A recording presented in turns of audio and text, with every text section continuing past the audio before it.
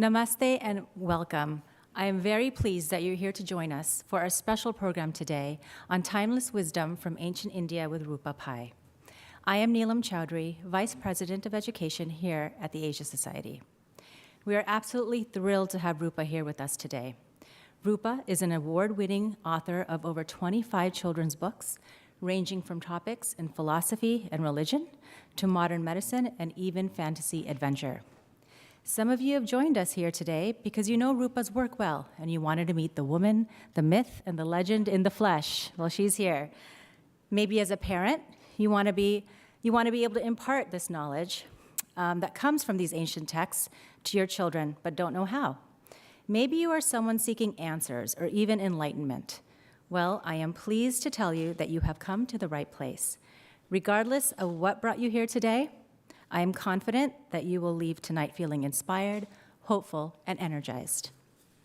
Roopa's books are unique in that, unlike anyone, she has been able to distill and make accessible some of the most inaccessible texts in the world. Roopa, thank you for taking the time for traveling from your home all the way here from India, and we are so honored to have you here today. So now, before we begin, I would like to introduce you to two very important partners for this program. Anu Sighal is the founder of the Culture Tree. Anu founded her company 5 years ago with a desire to fill a vacuum for quality South Asian programming, events, and classes. She focuses on providing these programs in the United States. Her company continues to grow and expand. Anu will provide a more fulsome introduction of Roopa in a few minutes. For more information about the Culture Tree, please visit their website at www.theculturetree.com. But first, I am very pleased to introduce the Consul General of India in New York, Randhir Jaiswal. Mr. Jaiswal joined the Indian Foreign Service in 1998. In over 2 decades of his diplomatic career, he has served in Portugal, Cuba, South Africa, and the Permanent Mission of India in New York. He has served as Consul General of India in New York since 2020. And I'm very happy to welcome him here today to offer a few remarks. Mr. Jaiswal, please join me.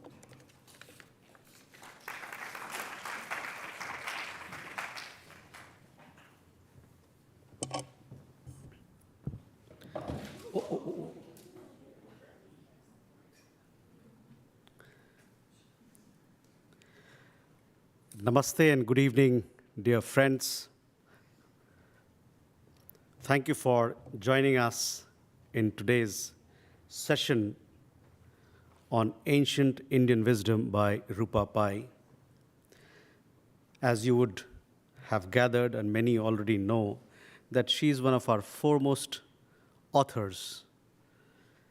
She has been in the business of telling stories, and the art of telling stories and storytelling in general in India goes back centuries. Storytelling sometimes, or many times, have taken the form of art, bardic traditions, dance forms like Kathak,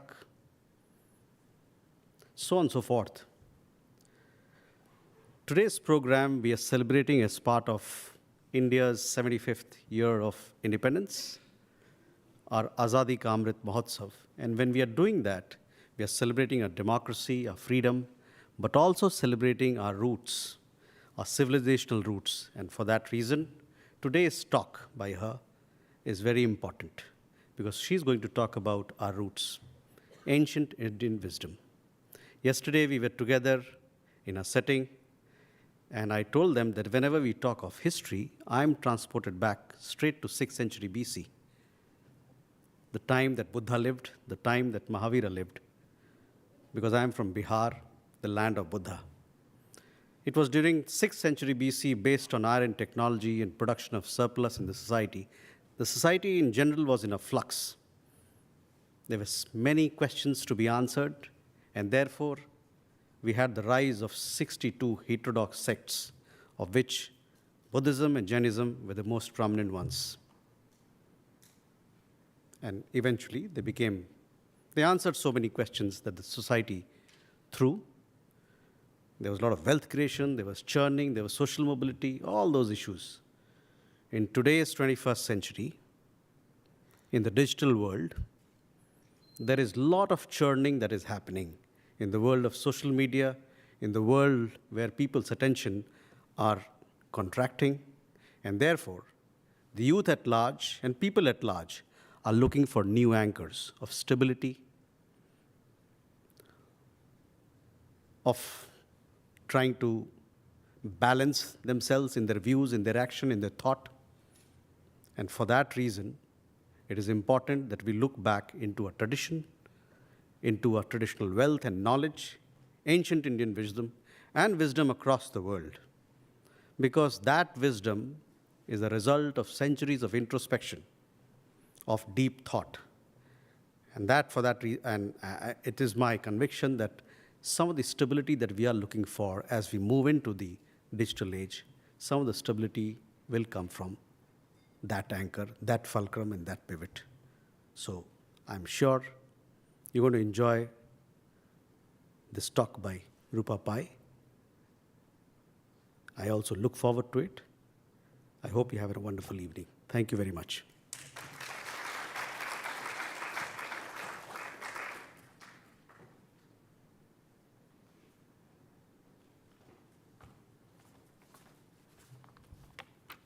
Ooh, I cannot see anyone.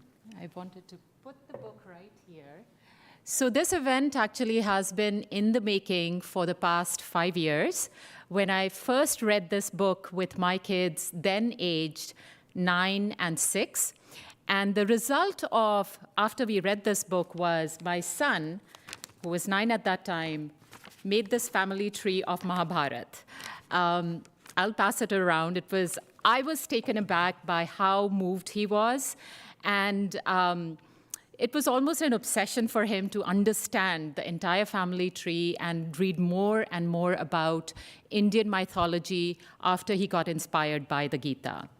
So Roopa has been very instrumental in my family, and I'm so happy that she's here leading this tour, a week-long tour in America where we are meeting middle schoolers, high schoolers, teachers, and all of you, talking about timeless wisdom that is passed through these Indian books, specifically the Gita, Vedas, and the Upanishads. With that, I'm going to just pass it to Roopa because she got her introduction, and just wait to be wowed by what Roopa has to share with us. And meanwhile, I am going to pass this little family tree, which Roopa, you haven't seen in a while.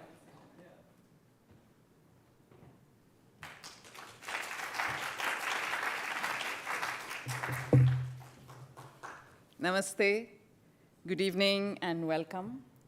It is my great pleasure, honor, and privilege to be standing here before you on this august platform to talk to you about what is one of my favorite subjects, timeless wisdoms from ancient India.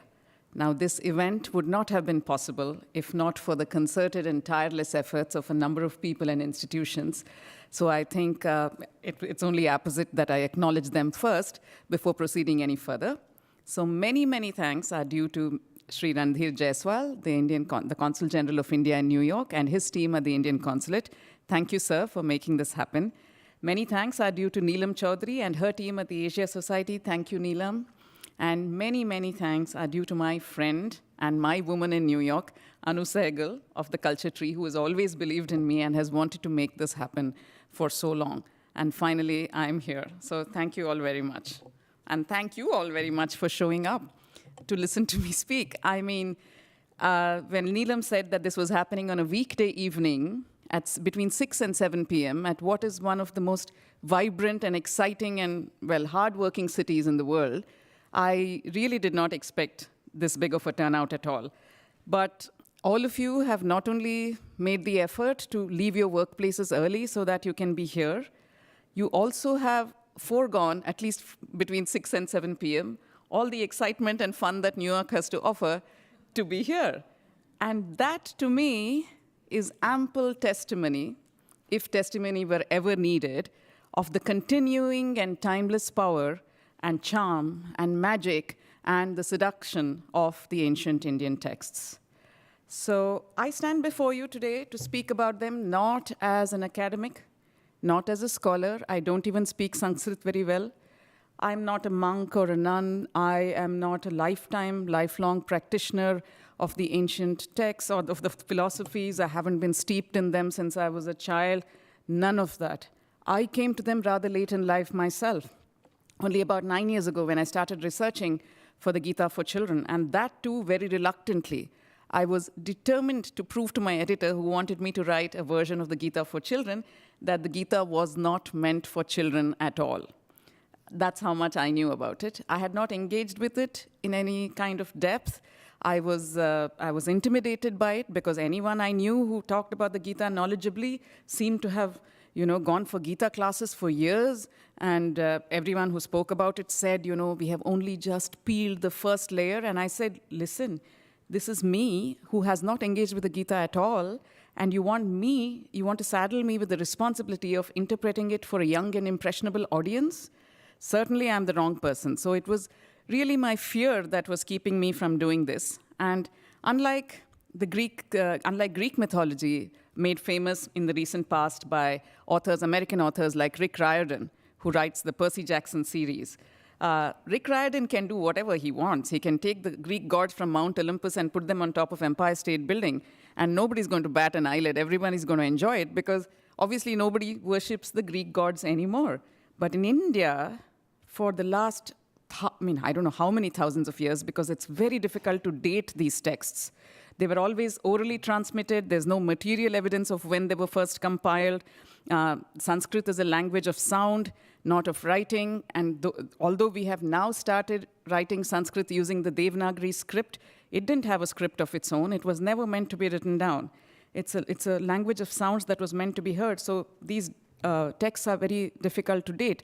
But for thousands of years, they have remained on India's and the world's bestseller lists, and continue to be vibrantly alive in the land of their birth. So one cannot be too irreverent about them. There is a limit to the kinds of liberties you can take when you're interpreting the Gita. And therefore, I was in a fever of incomprehension and fear, and I said, I don't want to do it, although I put it across as, oh, I'm sure it's not for children, I'm sure it's for people over 65, all these excuses I was trotting out. And my editor said, this is unlike you. Why don't you give it a chance? You shouldn't be saying that you don't want to do it without even knowing what it's about. And that I thought was fair. So I said, okay, I'm going to take a month, engage with it. But if it's going to be patriarchal, if it is in the least bit casteist, if it is sexist, if this, that, the other, I'm not going to whitewash it for children. I'm going to, say it, or I'm going to not do it at all. Plus, there was the other thing. You see, I had just finished writing what became India's first fantasy adventure series for children. So I was being regarded as the school author. And cool children's authors do not write about scripture. That was the other thing. So all these things were keeping me away from it. But when I honestly and sincerely engaged with it for just 1 month, and I don't even speak Sanskrit, I was looking at various commentaries and things, I was so charmed. Within 15 days, within a month, I had turned around entirely, 180 degrees. And in fact, I was telling my mom and everybody else, why did you not have a copy of the Gita in the house? Why was I not exposed to this great text? And I had made it my mission within 30 days that this great text should go out to people in any which way. Now, as Mr. Randhir Jaiswal said, I'm going to be talking, when I refer to the ancient Indian texts today, we know there is such a large volume of ancient Indian texts. Some of it is not, some of it is lost. Much of it is still inaccessible in the sense that it hasn't been translated. It's lying in archives. There is so much, and there is spiritual literature, there is secular literature, there is scientific literature, there's a whole wealth of literature. And there's never going to be a time when one person is going to be able to access or talk about all of it. And therefore, for the purpose of this talk, I'm going to only refer to 3 texts or 3 bodies of work that I have some familiarity with, given that I have written books for children in those, and they are the Vedas, Upanishads, and the Bhagavad-Gita. Now, while most of you here perhaps are familiar with these terms, the Vedas, the Upanishads, and the Bhagavad-Gita, I suspect many of us do not know how they relate to each other, and where they are situated in India's chronological and geographic history. So I'd like to take just a few moments to locate them, to situate them before we proceed. And if you already know this, please indulge me, because I think there may be people who don't know. It was the way of the ancient rishis of India when they were trying to explain an idea that was new or unfamiliar, they would start with an idea that was already familiar and proceed from there. And if we had to use the same technique today, between the Vedas, Upanishads, and the Gita, it's clear that the Bhagavad-Gita is the most popular, most beloved text, best known. So we will start from there and then go back. So the Bhagavad-Gita, most of you know, is a conversation. It's a conversation between two best friends, the Pandava prince Arjuna, the greatest warrior, the greatest archer of his day, and his best friend and mentor, Krishna. This conversation happens in a battlefield just moments before a great battle that was going to divide and destroy Bharat for a while was about to happen. Bharat is, of course, India's word for India. And this particular episode of this conversation, 700 verses of it, is part of a sprawling epic, the great Indian epic called the Mahabharata. And the Mahabharata, as we said, Bharata, it was just the Indian name for India, and the Mahabharata can simply be translated as the great Indian story. It has every element of drama in it. It is said that there is not a single human emotion that has been unexplored in the Gita, in the Mahabharata, and it continues to be a compelling story that engages people 2,500 years at least after it was first composed. And I said the Mahabharata is a sprawling text with many, many characters. How many shlokas do you think it has? A shloka is a couplet or a verse. How many shlokas in the Mahabharata? Anyone? More than 10,000. Way more than 10,000. 30,000? Getting warm. Yeah, actually there are 100,000 shlokas in the Mahabharata. And remember, these were meant to be learnt by heart, by rote. There was no Google to go back and refer and see what does it actually say. And you had to listen to it. It wasn't even written down. So when I talk to children, I always joke, aren't you glad you were born in the 21st century? Otherwise, this would be good holiday homework. You know, learn all the 100,000 verses of the Mahabharata. Thankfully, that didn't happen. 100,000 verses, which, when compared to the other great epic of India, which is the Ramayana, the Mahabharata is more than four times the length of the Ramayana.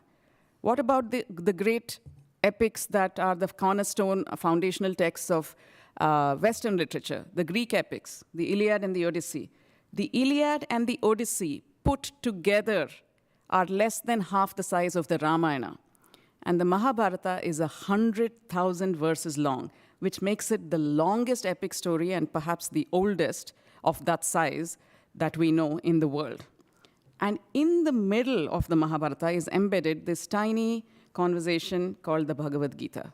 It is only 700 verses. I mean, only 700 verses, only relatively speaking, but 700 verses out of 100,000, which makes it less than 1% of the size of the Mahabharata.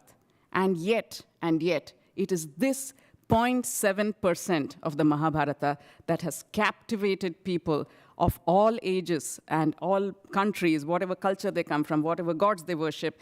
It has captivated people from the beginning of time. But where does the philosophical content of the Bhagavad-Gita come from? That many of us may not know, but Vedavyasa, the author of the Mahabharata, who also composed the Bhagavad-Gita, he distilled the wisdoms of the Upanishads, which were sprawling texts again and very abstruse, abstract, not easy for common people to understand. And he was determined that these wisdoms would be passed on to future generations. So he distilled all those wisdoms into the compact form that we know as the Bhagavad-Gita. So that is the relationship of the Bhagavad-Gita to the Upanishads, which were way older texts. They were written first, and then Vedavyasa distilled all their wisdoms into the Bhagavad-Gita. Where do the Vedas come into it? The Upanishads are part of the Vedas, which are even older texts. And the Vedas, as far as we know, are the oldest extant Indian texts. And the Veda, what does it mean? It means knowledge, because the root word of Veda is vid, which is also the root sound of Vidya. So it basically means knowledge. And I was discussing with one of my friends just before the event started. What kind of knowledge? When the Veda says knowledge, what does it mean? What knowledge? And that knowledge is not book knowledge. It's not knowing the capitals of all the countries of the world. It is not rocket science. It is not quantum mechanics. What the ancient texts mean by Veda is the knowledge that is timeless, eternal, and unchanging. And what that knowledge is the knowledge that all of us, each one of us, is neither our bodies, nor our minds, nor our emotions. We are, in fact, our invincible, indestructible spirits that exist inside each of us. So that is the Veda. And all the ancient Indian texts basically guide us. The purpose of all of them is to guide us towards what is called darshana, seeing, the ability to see that all external differences among people and animals and trees and birds and insects and mountains and rivers, they all look like very, very different forms. But darshana is being able to see that all those externalities are only the illusion, that on the inside, we all carry the same divine spark of creation, and in that sense, we are all the same. So these are the stated goals of the ancient Indian texts. Now, where and when were they composed? So the Vedas, the oldest extant texts, at least 3,500 years ago, and I'm not going to say this with any kind of this is written in stone, because, as I said, very difficult to date. But the Vedas, the oldest one, the Rig Veda, was around at least 3,500 years ago. Who composed them? The people, the brightest minds of a civilization called the Vedic Civilization, for want of a better word, because they composed the Vedas, so we call them the Vedic Civilization. Where did they base themselves? Like all other ancient civilizations, they based themselves on the banks of a river. Which river was this? The mighty river Indus, which actually is a Greek term, Greek word for Indus, Greek name for the river. The Vedic people called it the Sindhu. So on the banks of the Sindhu and banks of another river called the Saraswati, this great civilization rose, and from there, they were the people who composed and gave us the gift of the Vedas. The two rivers, of the two rivers, only the Sindhu exists anymore. The Saraswati is gone, but these two were part of a river system of 7 rivers, in fact. The Indus being the main river, its tributaries being the Ravi, the Chenab, the Jhelum, the Sutlej, and Beas. So these were the 7 rivers, and the ancient Indians, the Vedic people, they called the whole river system the Sapta Sindhu, the 7 rivers. This was the kind of natural northwest boundary of the geography of the land that was called Bharat. And to the west of that were the Persians. Now, the Persians, in their language, substituted the sound sa in Sanskrit with the word ha, with the sound ha. And therefore, to the Persians, the Sapta Sindhu was in fact the Hapta Hindu. And the people who lived beyond the Hindu, they called the Hindus. The land that existed beyond the Hindu river was to them Hindustan. And that is the origin of the word Hindu. It never referred to a religion. It referred only to the people who inhabited a certain geography. And it is for this reason that the word Hindu is not to be found in any of our ancient texts. Neither is the word Hinduism, because that is only about 200 years old, that terminology. Did you know that? It's only about 200 years old. There was no word called Hinduism. So why do our ancient texts not have the word Hindu in them? For a very simple reason. The ancient texts were written in a language called Vedic Sanskrit, from which the Sanskrit that we speak today, classical Sanskrit, is derived. And the word Hindu is a Persian word. So obviously it wouldn't find a place in a Sanskrit text. And so what did the people of the Vedic age, what did they refer to themselves as? They called themselves the Arya. And what did they call their philosophy as? They called it not Hinduism, not Hindutva, they called it Sanatana Dharma.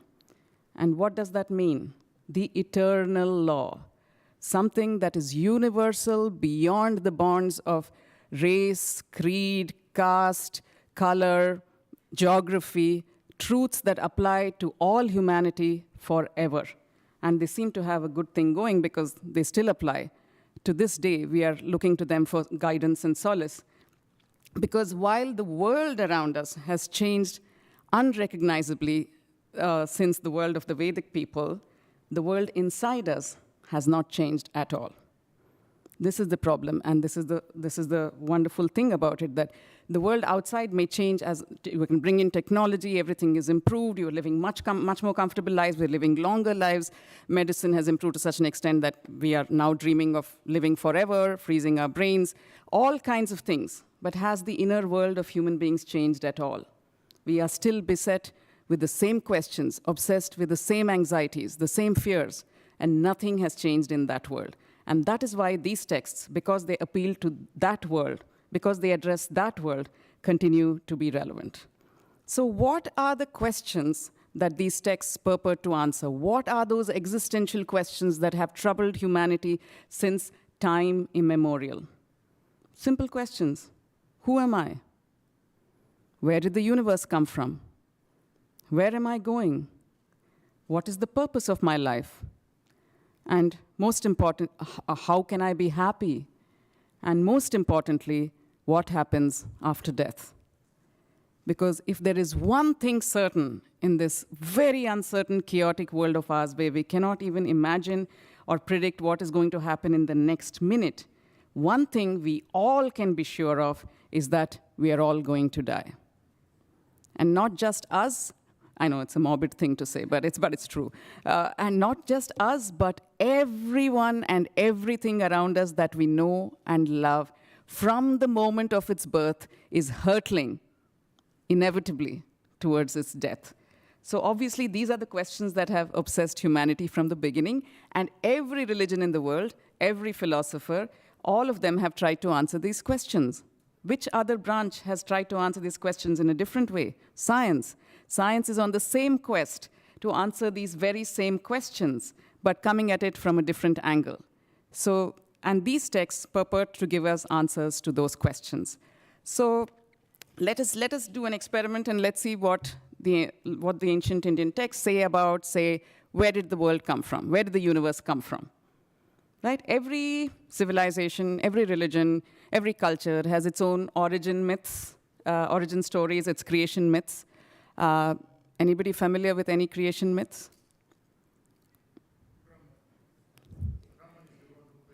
Okay, Brahma is the creator, all right. Any other creation myths? Not necessarily Hindu creation myths. Yeah. Vibrations. Okay.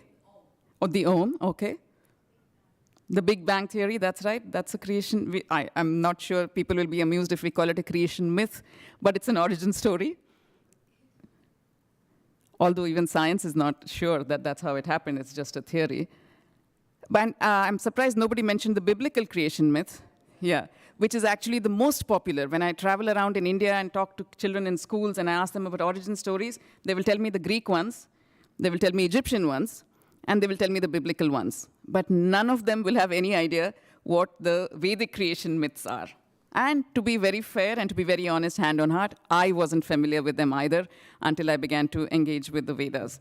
So the creation myths that are presented, the creation myth that is presented in the Veda is in the oldest Veda of them all, the Rig Veda.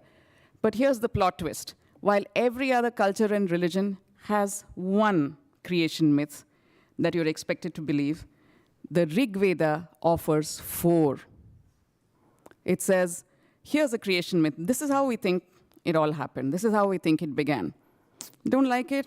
Not impressed? Here's another one. Try this for size. Do you like it any better? No? Okay. Here's a third one. Not happy? Try another one. This is a 4th. And if none of these impress you, you are entirely at liberty to go off and create or discover your own creation myth. Because the Vedas tell us, the Vedic sages said, this is what we think happened. There is no way we can be sure. Imagine that. What a gift across millennia to us to be able to say, to be given the liberty to say, maybe I don't know. Nothing is cast in stone. Nothing is written in stone. Everything changes, even the truth. They say there is nothing called the truth. There is your truth, and his truth, and her truth. And that is what the 4 creation myths presented tell us, that this is one person's view of it, this is another, this is another, this is another. We are not going to hazard saying that this is exactly what it was. And I'm going to take this opportunity to read out to you one of the creation myths from the Rig Veda. It's quite dramatic and visual, and I'd like you, if you want to close your eyes and imagine it as I read it out in suitably dramatic fashion. I will try. And then we can discuss what it says. So this is a hymn or a sukta called the Nasadiya Sukta, which means the hymn of that which is not non-existent. Don't worry about that. The Vedic sages were masters at this wordplay and double negation and things like that, so that you would take a while to wrap your head around it. But never mind the title. Then there was nothing that was non-existent, nor anything that was. No air, no light, no heaven, no space, no death, no life, no night, no day. Darkness hidden in darkness, except for something that stirred in the still by its own will, and then was born of its own fire, its own desire, cleaving into above and below, giving and receiving, seed and womb. It swelled the universe where chaos was rife with power and life. And now, just listen up. Who really knows where it all came from, this creation? Who can declare that this is how it was done? Even the gods came later. And then the final nail in the coffin. Only he knows, he who fashioned it all, or does he? And that's the note it ends on, a passage, a creation myth from one of our oldest texts. And in that way, it not only validates doubt, it encourages it. It urges us not to accept received wisdom, not without questioning it. If God himself can be questioned, if his omniscience, his existence can be questioned, what other sacred cows can there be? There are none left. So the ancient texts encourage us to question, doubt everything. And in that sense, it is as contrary to a religion as can be expected. When religion is all about believing in the omniscience, the omnipresence, even the existence of God, Hinduism, or at least the Vedic religion, which now we call Hinduism, which started then, questions everything. And that is the wonder of it. What does that mean when you're given the liberty to come up with your own creation myths? It means you're given the liberty to fashion your own universe. And it must be said that while there is a universe outside of us that we physically inhabit, the universe that we are most affected by is the one that we create in our heads. That is the universe we all inhabit all the time, and that is why everybody's universe is different. And Hinduism is all about customizing things. No one size fits all. A buffet of options, if you don't, whether it's gods, goddesses, food, whatever it is, rituals, traditions, there's a buffet always, and you pick what you want or create your own. Even the gods and goddesses. This is my favorite question to ask when I talk to children. Is Hinduism a polytheistic religion or a monotheistic religion? And then, of course, I have to explain what polytheistic is and monotheistic is.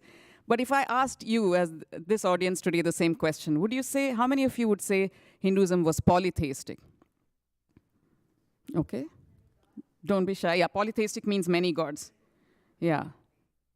Yeah, I can't actually see you. Yeah, now I can see, yeah.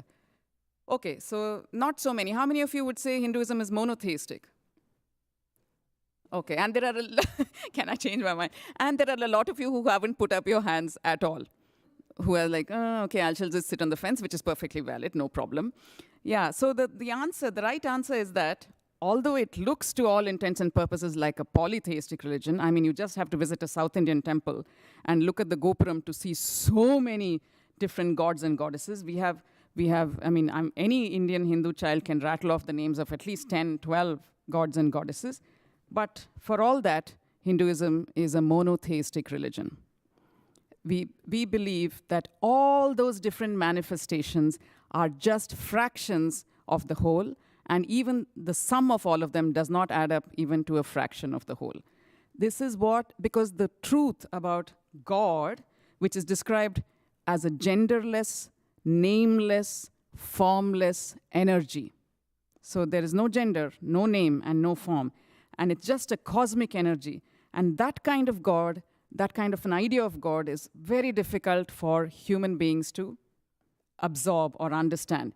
And human beings need some kind of a personal deity to be able to engage with, to be able to find solace and reassurance.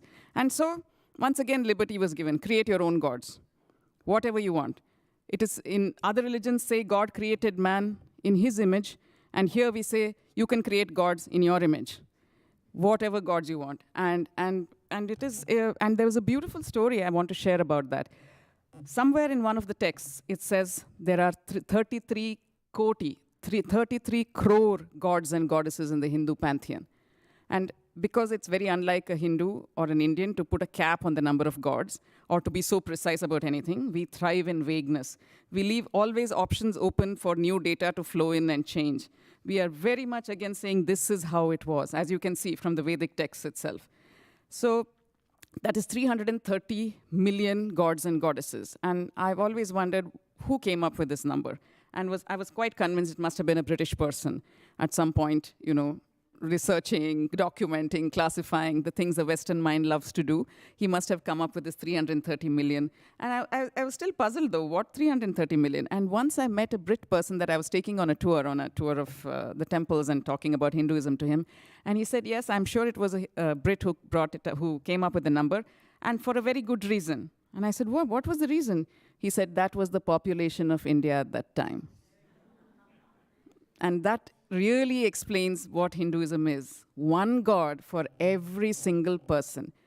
Customizable gods for everyone. While everybody is quite sure, understands very deeply that none of them are actually the real thing, but this is what I like to engage with. What about relationships? While in many other religions, God is a father figure, usually a father, a male, and usually a judgmental one, sort of like Santa Claus, sitting and watching you. Have you been naughty? Have you been nice? Where have punishments to be given? Where have rewards to be given? The Hindu God, because it's genderless, formless, and nameless, is none of those things. And therefore, once again, you are free to have whatever kind of relationship you want with your God. There are a few father gods, perhaps. I'm not sure how many are referred to as father gods. Shiva, maybe, but he's a very absent father. He's always on his own trip somewhere in the Himalayas, so he's not, and I mean, the story we know about him is that he cut off his son's head. So not a very good father figure. He's just a cool guy. And there are many other gods, but you can have relationships like mother. Mother is very, very, very strong, the mother goddess. You can have relationships like, your God can be your child, best exemplified by Krishna, because the kind of unconditional love that you give your child is the kind of love you share with your God. He can be your partner, girlfriend, boyfriend, any of those things, again exemplified by Krishna, and God can be your friend, best exemplified by Arjuna and Krishna in the Bhagavad-Gita and the Mahabharata. So all these are possible because no rules exist. And that is why Hindus have no problem going and lighting a candle in a church, or bowing down at the tomb of a Muslim saint, or going into a gurdwara and offering worship, because we realize that all these are just different names and manifestations, but the one God is the same. It's just an energy. And the Upanishads had a name for this energy. They called it Brahman. And it was always referred to as an energy.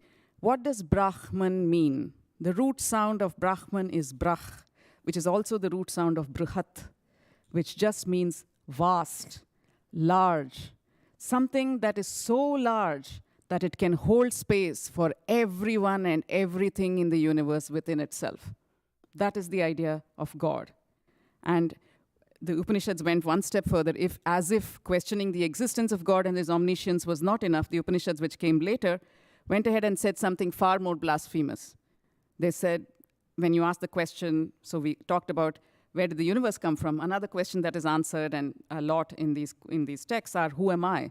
And when the question came to the Upanishadic sages, who am I? They said simply, you are God.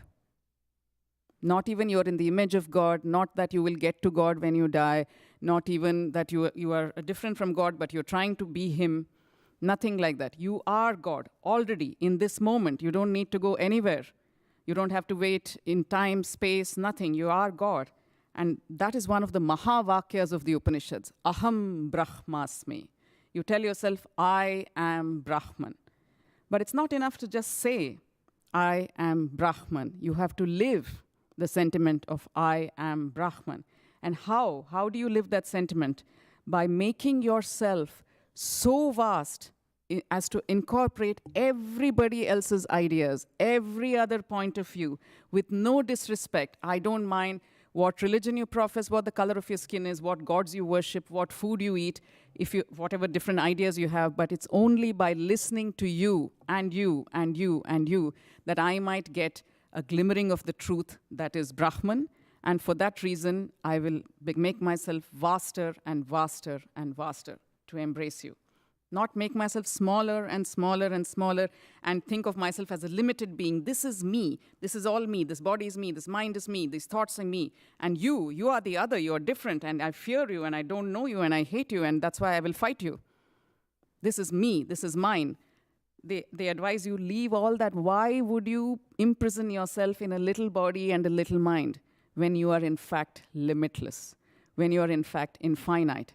Instead, let this be your quest in this life, to make yourself larger and larger and larger so you embrace everyone and everything in it. In the Gita, Krishna says, when you can see a bit of yourself in every single thing around you, and when you can see a bit of every single thing around you in yourself, then you have become Brahman. Imagine that if each of us could see a little bit of ourselves in everything around us, would we not hesitate before we thought a bad thought, before we said a wrong word, a hurtful word, before we did some hurtful action towards anybody or anything else? Because harming them would be exactly like harming ourselves. And that is the sentiment contained in Aham Brahmasmi. And it is scary, perhaps, to think of ourselves, and it involves a lot of work to get there, but imagine how empowering it is. I'm sure many of us have been to, often when we are on a trek up a hill, we've reached there, it is late in the night, we're lying down on our backs, there's no pollution, and we are staring up at this wondrous pudding bowl of the sky, studded with stars, seeing the Milky Way, and we tell ourselves, or our companions, man, I'm a nothing. I'm infinitesimal, I'm irrelevant, I'm powerless, and look at the airs we give ourselves. We are nothing in front of this cosmos. And most likely, your companion would agree with you. The same thing may have happened to you when you're on a beach and looking out at the vast expanse of ocean, and you're telling yourself, oh my God, this cosmos is so big and so giant, and we are mere specks, we are nothing, we are insignificant. And once again, your companions may agree with you. But if an Upanishadic sage happened to be passing by and overheard you, he'd probably come over and give you a knock on the head for free. And he would tell you, how dare you think of yourself as a nothing, when in fact you contain the cosmos. And you would say, I contain the cosmos? How do you say that? And the ancient sages were nothing if not scientific, empirical. They examined things and came up with answers. And he would have told you perhaps that, so, tell me, what is the universe made of? And if you went by the ancient ways, you would say it was made up of the 5 elements, the Pancha Mahabhutas, the great elements that make up everything in the cosmos. And what are they? Water, air, fire, earth, and space, or ether. But we call it space, Akasha, which holds it all, which holds everything in it. And they would have said, what is a man made of? And you would have said, I don't know. Well, let's see, shall we? So what happens when a man dies? What is the first thing that happens? He stops breathing. Aha. So there was air in the man before, and the air has now gone out of him. So a man is made of air. What happens next? His body grows cold. Aha, so a man was made of fire. I mean, he had fire burning in him, and now he doesn't. It's extinguished. So a man is made of fire. What else happens? The liquids, the fluids stop flowing. No more digestive juices, no more saliva, no more blood flow. Everything comes to a standstill, congeals. So there was water flowing in him, and now there isn't. So a man is then made of water. What else happens? His body shrinks. It begins to shrink as all the spaces inside get compressed. His lungs, his stomach, his intestines, all his blood vessels, they all fall in upon themselves. They collapse, and there is no more space inside of him, so the body shrinks. Aha, so a man is made of space. And then if you leave the body for a little more time, maybe you cremate him, and then he turns into ash and returns to the earth. If you bury him, once again, the microbes get to work on him, and he returns to the earth. So a man is made of earth. And they say, do you not see the very same elements that make up the universe make you up? You contain the cosmos. You are as radiant as the sun. You are as vast and deep as the ocean. You are as mobile and powerful as air. You are as giving and generous as the earth. And you have the ability to hold all of humanity and everything else within yourself. How dare you say that you're insignificant, powerless, irrelevant? You are everything. You only have to reach for that power inside of yourself, and you will be strong. You will realize how much power you have. And there's no question of becoming anything. You already are. So the quest is only to go inwards and find it. Now, coming to the Gita itself, the most beloved text. I love telling this story always. It's my favorite. And we're talking about the opening scene of the Gita holds so many lessons for us. So what is the opening scene? There are these two armies arrayed, about to fight the battle of their lives. On one side are the 100 Kaurava brothers. They are the ruling kings. So they have managed to amass a much larger army of 11 Akshahinis or battalions. On the other side are their cousins, the virtuous, noble Pandavas, only 5 of them. And because they are not in power, they have managed to amass a smaller army. Many people on the Kaurava side would rather have fought for the Pandavas because they are much better loved, but they are under obligation to the king. They have to fight on that side. So only 7 Akshahinis on this side. And if you had been on a hill and were asked to call the result of the battle, take a gamble, most likely you would have said, obviously the Kauravas will win. Look at their army. Look at their numbers. In fact, the mightily outnumbered Pandavas won. And you would have guessed that if you knew that the field on which they were fighting, which was called Kurukshetra, was also Dharma Kshetra, a field that always favored the good. So they had that huge advantage. Anyway, it's almost dawn. At sunup is when the war begins. The conches have begun to blow. In a few moments, the great war of the Mahabharata, which is the centerpiece of the Mahabharata, is about to begin. And then Arjuna the Pandava gets it into his head that he wants to be driven to the center of the battlefield. And he tells Krishna, who is his charioteer, Krishna, can you drive me to the center of the battlefield, please? And Krishna says, why? You know, it's going to start in moments. Can we just please stay here? And he says, no, I want to lock eyes with everybody on the other side. I want them to know that their personal angel of doom is coming to get them, that they will be gone by sundown. You know, some psychological warfare is good, Krishna. Come on, take me to the center of the battlefield. So Krishna says, okay, if you so much want it, fine. Takes him to the center of the battlefield. Imagine that visual. 2 glittering armies, everybody bewildered, wondering what Arjuna and Krishna are doing in the center of the battlefield. There is Arjuna the Pandava, broad-shouldered, slim-hipped, golden in the sunrise, with his mighty bow, the Gandiva, clutched in his hands, looking at everybody on the other side. And then a most unprecedented thing happens. The greatest warrior in the world has a nervous breakdown. Right in front of everyone watching, the Gandiva slips from his hands are clammy, his knees begin to buckle, and he collapses to the floor of the chariot, turns to his friend Krishna and says, Krishna, I can't do this. And Krishna says, what? Just now you were like, oh my God, I'm going to lock eyes with them and kill everyone. What happened to you? And he says, I don't know what I was thinking, Krishna. Do you see who was on the other side? There's my grandfather, Bhishma, who has been more than a father to me since my own father died. There is my guru, Dronacharya, who taught me to pick up a bow in the first place. Everyone on the other side are my cousins. They're all my cousins. Maybe they're bad people, but they are my cousins. What about their sons, my nephews who have dandled on my knee? What about all those friends, the kings who are fighting on that side? What was I thinking? In which heaven is there a place for someone who has murdered his teacher, his grandfather? Surely this is an ignoble war. I do not want to fight this. Thank God I have come to my senses. Please take me away from the battlefield. And Krishna, who should have just said, yeah, thank God you've come to your senses, and war is never a good idea in any situation, let's go, turned around and gave him the lecture of his life. And that lecture we call the Bhagavad-Gita. And he told him in 700 verses why it was so important to fight, not run away from his responsibility, to stand his ground, not use excuses, do his duty. Okay, it is no coincidence that this conversation happened on a chariot. Because if you went back to the Kathopanishad, the Upanishads, the Kathopanishad has a conversation between the god of death, Yama, and his young protege, Nachiketa, and they're talking about the chariot. And what Yama tells Nachiketa is that the chariot, the master, the self, rides in the chariot of the body. So the chariot is supposed to be our bodies.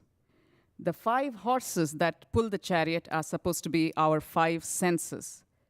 Always distracted by the world, always in pursuit of something selfish, always pulling in 5 different directions at once.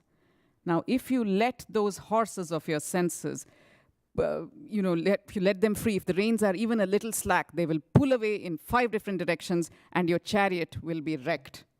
That's the end. What is needed? You need reins to be able to hold the senses back. And which are the reins? What are the reins? The reins are our lower mind, manas. But just loose reins are no use. You need a capable charioteer to hold those reins, to apply just the amount of pressure that will allow them not to run away, but will also not hold them back too much so that it becomes uncomfortable. And who is the charioteer? The charioteer is our higher intellect, our discrimination, which, if trained, will be able to hold on to the reins of the mind, which will pull back the horses of the senses and prevent them from going away in 5 different directions and lead our chariot on the path that it should be led. In the Mahabharata, when Krishna and Arjuna are in the center of the battlefield, it's the same thing. Krishna, the charioteer, is Arjuna's discrimination, his higher mind. And he is able, the conversation that Krishna and Arjuna have is really a metaphor for what we should be having with ourselves, our confused lower self with our higher self, that is Krishna. And this is why, even though the Bhagavad-Gita was delivered in a faraway field in India thousands of years ago, and in which one friend was telling the other friend why he should stand up and kill his family, it is still relevant to us today. Why? Hopefully, none of us will ever be in a situation where we are asked to stand up and kill our families. But it's relevant because Kurukshetra is not just a faraway field in Haryana. Kurukshetra is the world. Kurukshetra is in our hearts. Kurukshetra is in our minds. And every day we go out to do battle. Moral dilemmas, fighting with ourselves. Is this the right thing to do, or is this the right thing to do? What is right? What is easy? What is convenient? What is harder but more right? These are the conversations that we are having.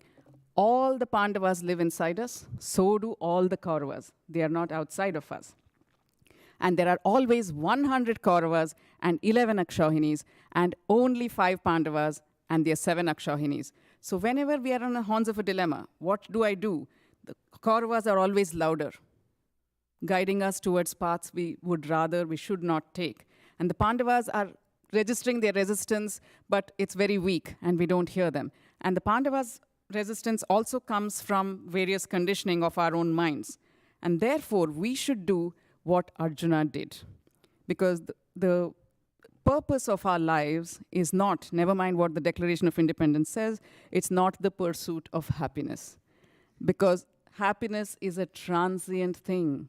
It comes and goes. There is no point putting so much energy chasing happiness, chasing something that is so transient.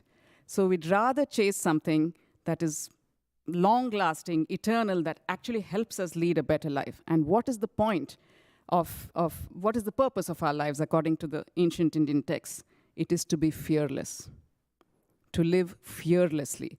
When we can be free of our fears, when we can have freedom from our fears, then we can be absolutely free. And that is what we call mukti, moksha. That is the purpose of human life, not happiness. To live so fearlessly that we can be free. And Arjuna epitomizes that by his body language. When he collapses to the floor of the chariot, imagine this, he's the greatest warrior in the world. He's trained not to show his emotions.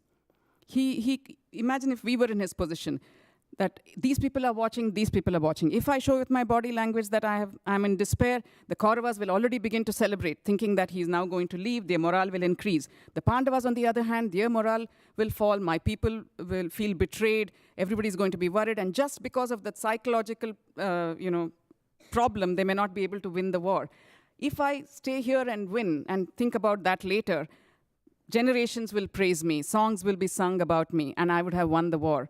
If I go away, people will probably spit on my memory, and I will be a traitor. And if we were in such a position, most of us would have said, you know what, just get this over with. It's too late. Just finish it. We will think about it later. And while it looks to us as if Arjuna collapsing to the floor of the chariot is a picture of fear, abject fear, it is actually the greatest picture of fearlessness. To be able to shut out the Pandavas, shut out the Kauravas, not worry for one instant what other people think of you. That is fearlessness. That is courage. And that's what we should be able to do.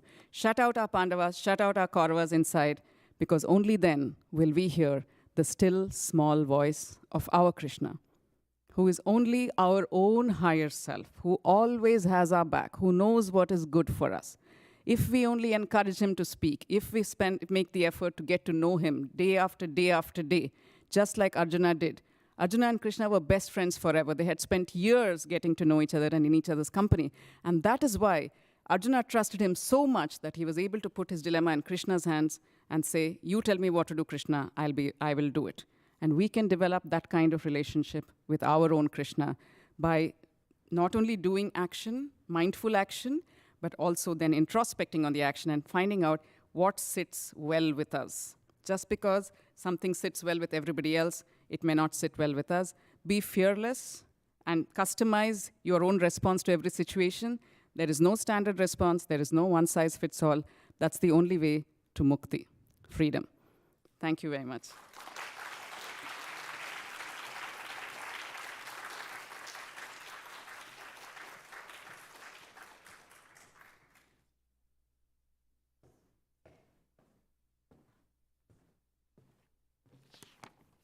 Thank you, Roopa. Would you say that I exemplified fearlessness by collapsing on the stairs like Arjuna?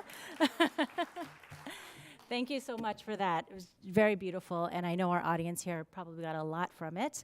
Those of you who are already fans of Roopa, you know her book, The Gita for Children.